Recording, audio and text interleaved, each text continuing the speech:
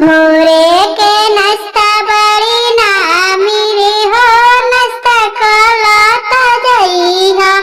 मारा देर के नाश्ता बड़ी नामी रे हो, नाश्ता कलता जइहा। कलता जइहा अपना दीदी से कहिया, कलता जइहा अपना दीदी से कहिया। चुजाई ओठवा से पानी हो, नाश्ता कलता जइहा। चुजाई जिभिया से पानी हो, नाश्ता कलता जइहा। कटया के खाना बड़ी नामी रहो, न खाना खालता जइहा। भोरे के खाना बड़ी नामी रहो, खाना खालता जइहा।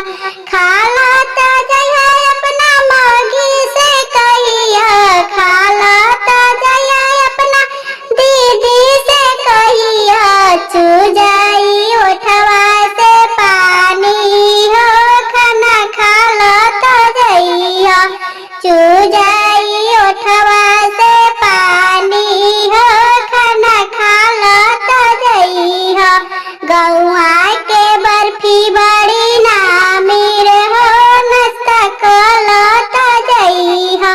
गौआ के बर्फी बड़ी नामी रे हो, नाश्ता कलता जइहा।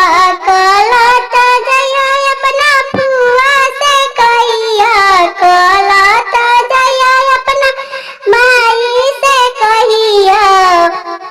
गौआ के नाश्ता बड़ी नामी रहो, नाश्ता कलता जइहा।